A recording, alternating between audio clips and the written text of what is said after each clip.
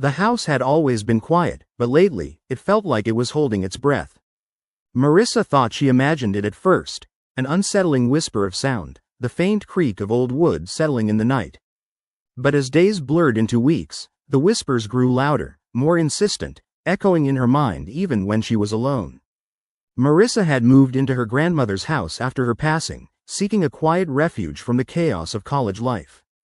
Her grandmother, Evelyn, had suffered from dementia, slipping away gradually over the years. The once vibrant woman had become a shell, lost in the corridors of her mind, her memories fractured and fragile. But now, in her absence, Marissa sensed something else, something darker lurking in the shadows of the house. It started with small things. Notes scrawled in her grandmother's handwriting appeared on the mirror in the bathroom. Asterisk. They're watching us. Asterisk. Her reflection sometimes wavered, flickering like an old film reel, distorting her face into strange, unfamiliar shapes. One night, Marissa was lying in bed when she heard it, the soft whispering that seemed to come from the walls themselves. She sat up, heart pounding, clutching her blanket. The voices were unintelligible, hushed, but urgent. When she looked around the darkened room, she saw nothing, yet the feeling of being watched intensified. She told herself it was just her mind playing tricks, caused by exhaustion or grief. But the whispers persisted. They talked about her, right? About the house, about secrets buried in its foundation. She would wake or catch glimpses of shadowy figures darting across her peripheral vision. Her reflection in the mirror grew distorted, the eyes staring back at her with an eerie familiarity, as if they knew her deepest fears. Her friends noticed she was slipping away, withdrawing, her eyes unfocused. They told her to get help, but she insisted she was fine. She wasn't. She felt it. The creeping sensation that something was trying to seep inside her, invade her mind. A sense of losing control, of her thoughts twisting and unraveling. One evening, she found herself in the attic, going through her grandmother's belongings. Dust swirled in the dim beam of her flashlight. Among old boxes, she discovered a worn journal, pages filled with hurried handwriting.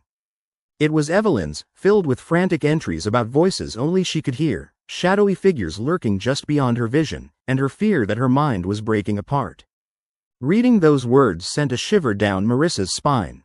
Was her grandmother's illness familial? Or was it something else? As she read, a sudden coldness enveloped her.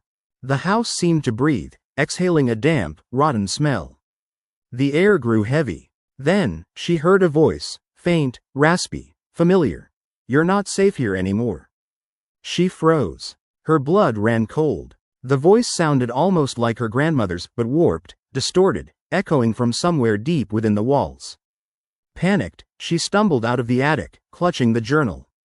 Her mind raced. Was she hallucinating? Or was the house truly alive? That night was the worst yet. Marissa's thoughts spun wildly. The whispers flooded her mind, drowning out her reason. She saw her reflection in the mirror again, eyes blackened, empty. The house seemed to pulsate with life, as if it were breathing, waiting for her to slip away. She knew she needed help but felt trapped. The house's shadows clung to her, whispering promises of freedom, if only she would surrender. When dawn finally broke, Marissa's friends arrived. They found her trembling in her bedroom, eyes glazed, muttering about voices and shadows. She was admitted to a hospital, diagnosed with a psychotic break exacerbated by grief and exhaustion. But even after treatment, the house remained silent outside her mind. Or so she thought. Days later, she heard it again, the whispering, softer now, almost tender. She sat up in her hospital bed, heart pounding. The face in her reflection flickered. Evelyn, smiling softly, whispering, "It was always here, my dear. The house keeps its secrets, even after the ghosts are gone." Marissa's eyes widened in terror. She realized the house wasn't just haunted by memories. It was alive with something darker, something that fed on her fears, that thrived in her fragile mind. And now, it was waiting for her return.